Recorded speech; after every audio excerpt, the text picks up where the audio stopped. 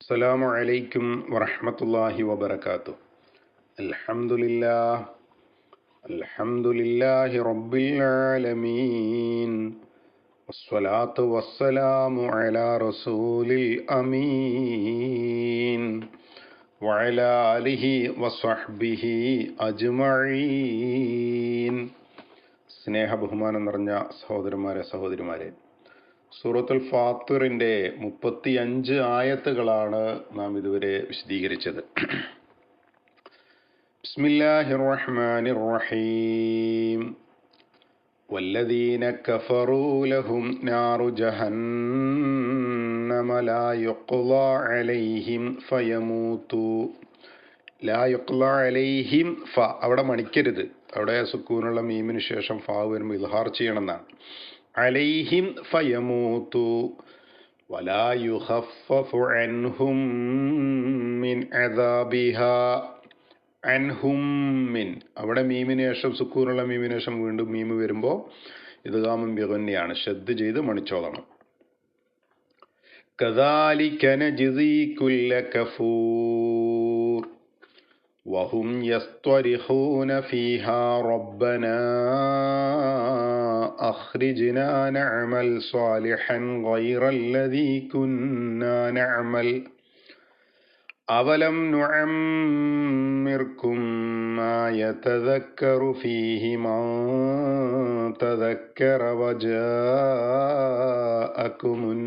നദീർ.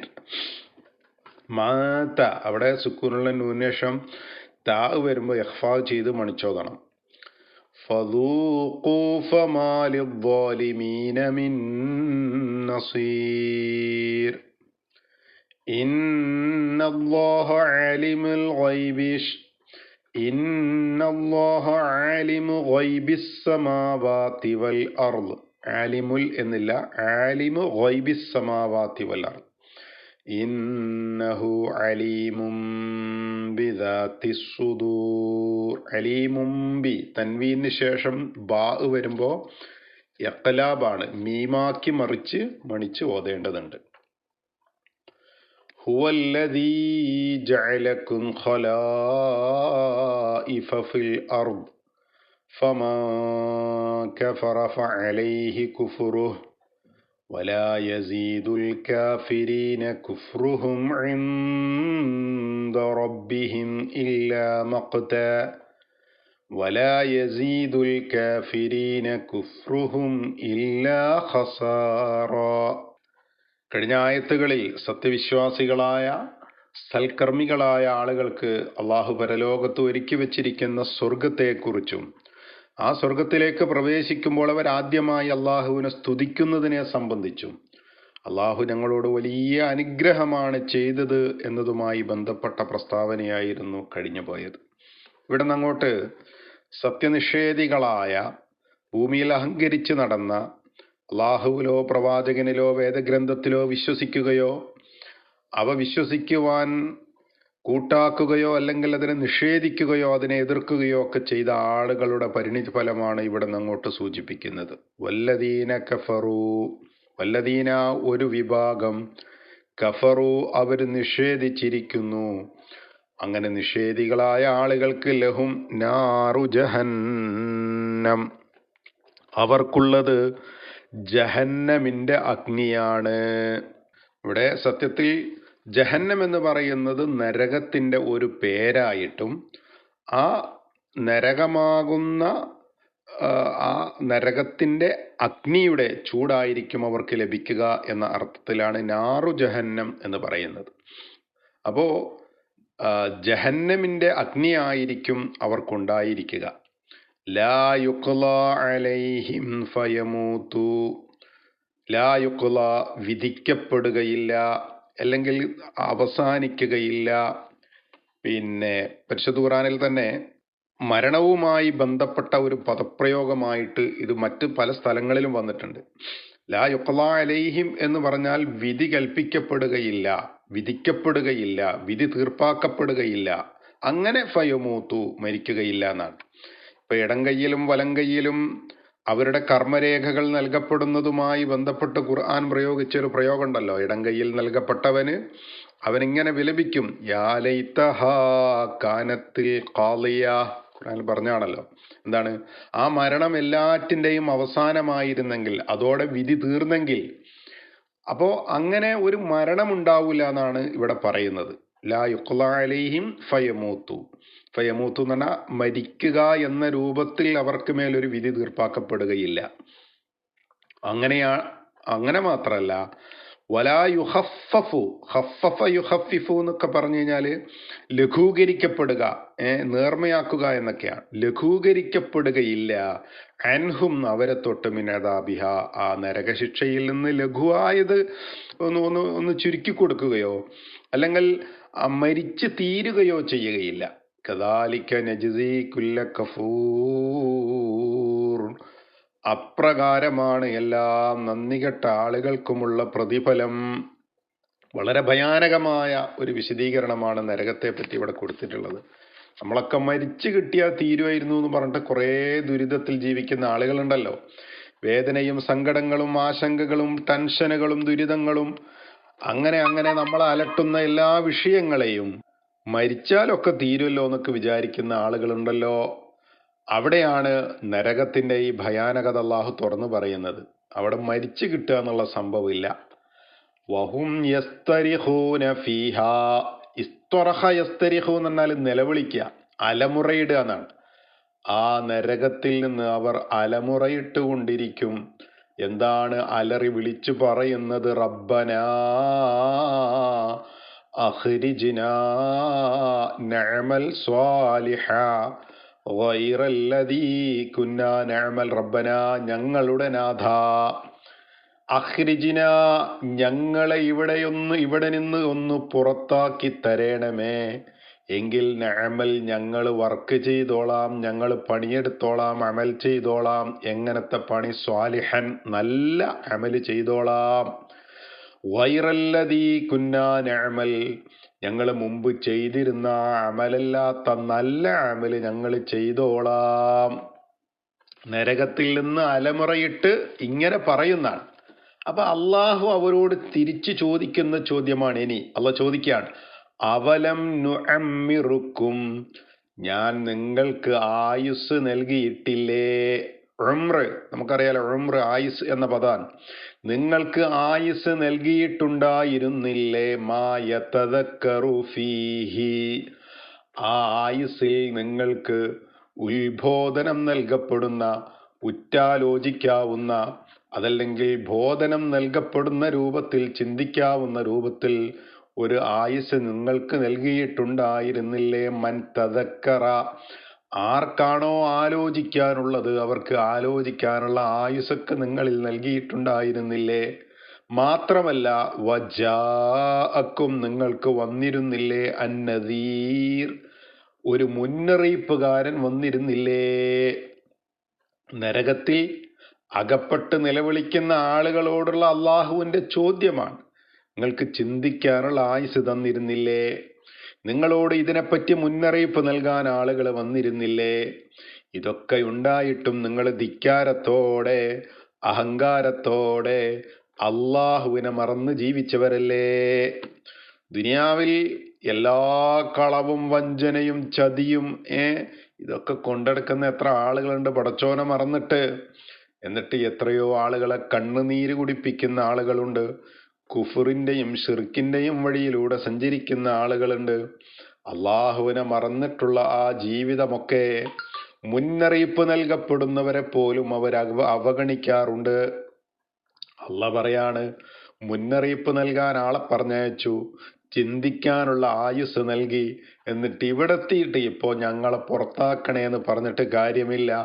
ഫദൂഖൂ, നിങ്ങൾ അനുഭവിച്ചോളൂ, ആസ്വദിച്ചോളൂ. ഫമാ ലിൽവാലിമീന, അക്രമികൾക്ക് ഇല്ല മിൻ നസീർ, ഒരു സഹായകനുമില്ല, ഒരു രക്ഷകനുമില്ല. അള്ളാഹുവിന്റെ താക്കീതാണ്. പ്രിയപ്പെട്ടവരെ, എന്തിനാണ് പരിശുദ്ധ ഖുർആനിൽ ഈ ആയത്ത് നമ്മൾ ഇപ്പോൾ ഓതുന്നത്? ശരിക്കും ആലോചിക്കേണ്ട ഒരു ആയത്താണ്. എന്തിനാ ഇപ്പൊ നമ്മൾ ഓതുന്നത്? അന്ന് അങ്ങനെ ഒരു മടക്കം ചോദിക്കുന്നവരിൽ നമ്മൾ പെട്ടുപോകരുത്. അല്ലേ? അങ്ങനെ ഒരു മടക്കം നമുക്ക് അവിടെ ചോദിക്കേണ്ട അവസ്ഥ ഉണ്ടാകരുത്. അതുകൊണ്ടാണ് ഇവിടെ വെച്ചിട്ട് നമ്മൾ ഇത് ഓതുമ്പോൾ അള്ളാഹുവേ ചിന്തിക്കാനുള്ള ആയുസ്സും അമൽ ചെയ്യാനുള്ള കഴിവൊക്കെ തന്നിട്ട് എന്നിട്ടും ഒന്നും ചെയ്യാതെ, ഒന്നും പ്രവർത്തിക്കാതെ, ധിക്കാരത്തിന്റെയും അഹങ്കാരത്തിന്റെയും ശിർക്കിന്റെയും കുഫറിന്റെയും ചതിയുടെയും വഞ്ചനയുടെയും ഒക്കെ വഴിയിലൂടെ സഞ്ചരിക്കുന്ന എത്രയെത്ര ആളുകളാണുള്ളത്. അല്ലാഹ് പറയാണ്, ഇന്നല്ലാഹ, തീർച്ചയായിട്ടും അല്ലാഹു, ആലിമു ഗൈബിസ് സമാവാതി വൽ അർള്, ആകാശഭൂമികളിലുള്ള എല്ലാ അദൃശ്യജ്ഞാനവും അറിയുന്നവനാണ്, അദൃശ്യവും അറിയുന്നവനാണ്. ഇന്നഹു അലീമും ബിദാത്തിസ് സുദൂർ, നെഞ്ചകങ്ങളിലുള്ള ഹൃദയങ്ങളിലുള്ളതും അവൻ അറിയുന്നവനാണ്. അപ്പോ എല്ലാം അറിയുന്ന റബ്ബ് ഇതൊക്കെ നമ്മളൊക്കെ പറഞ്ഞുതരാൻ ആളെ പറഞ്ഞയച്ചു, ഒരു മുന്നറിയിപ്പുകാരൻ വന്നു, അല്ലേ? എന്നിട്ടും ധിക്കാരികളായ ആളുകൾക്ക് ഈ ശിക്ഷയല്ലാതെ മറ്റെന്താണ് നൽകേണ്ടത്? നരകാഗ്നിയെ പറ്റിയുള്ള അനേകം പേടിപ്പെടുത്തുന്ന ആയത്തുകളിൽപ്പെട്ട ഒന്നിതാണ്. വേറെ ചിലടത്ത് നരകത്തിൽ ആളുകൾ വെള്ളം ചോദിക്കുമ്പോൾ ചുട്ടുപൊള്ളുന്ന വെള്ളം നൽകപ്പെടുന്നു പറയുന്നുണ്ട്. വഹും കാലിഹൂൻ, പല്ലിളിച്ച് തൊലികളെല്ലാം ഉരുകിപ്പോയി പല്ല് പുറത്തേക്ക് വന്ന് ഇളിച്ചവരായി നരകത്തിൽ ഉണ്ടാവും എന്നൊക്കെ പറയുന്നുണ്ട്. അങ്ങനെ ഒരുപാട് ഭയാനകമായ ശിക്ഷകൾ. ചെറിയ ശിക്ഷ പോലും തലച്ചോറ് തിളച്ചു മറിയുന്ന രൂപത്തിലായിത്തീരുമെന്നൊക്കെ ഹദീസുകളിലുണ്ടല്ലോ. അള്ളാഹു നമ്മളെയൊക്കെ നരകത്തിൽ നിന്ന് കാത്തുരക്ഷിക്കുമാറാകട്ടെ. പ്രിയപ്പെട്ടവരെ, അതുകൊണ്ട് നമ്മൾ അള്ളാഹുവിൻ്റെ നിയമനിർദ്ദേശങ്ങൾ ജീവിതത്തിൽ പരമാവധി പാലിക്കാൻ ശ്രമിക്കുക. ശിർക്കും കുഫറും നമ്മുടെ ജീവിതത്തിൽ ഉണ്ടാവരുത്. നമ്മുടെ ജീവിതം കൊണ്ട് മറ്റൊരാൾക്ക് ബുദ്ധിമുട്ടുണ്ടാകരുത്. വിശുദ്ധ ഇസ്ലാം നമ്മളെ പഠിപ്പിക്കുന്നത് ഏറ്റവും വലിയ നല്ല പാഠങ്ങളാണ്. ആ പാഠങ്ങൾ മനസ്സിലാക്കുന്ന ഒരു മനുഷ്യന് ഭൂമിയിലെ ജീവിതം അവൻ വ്യക്തിപരമായി വളരെ സന്തോഷത്തോടെയും സമാധാനത്തോടെയും ജീവിക്കാൻ ഉതകുന്ന രൂപത്തിലാണ്. അതോടൊപ്പം അവന്റെ സമസൃഷ്ടികളായ മറ്റു മനുഷ്യന്മാർക്കും അവൻ മുഖേന സന്തോഷവും സമാധാനവും ഒക്കെ കിട്ടേണ്ടത് ആ രൂപത്തിലായിരിക്കണം നമ്മുടെ ജീവിതം ചിട്ടപ്പെടുത്തേണ്ടതെന്നാണ്.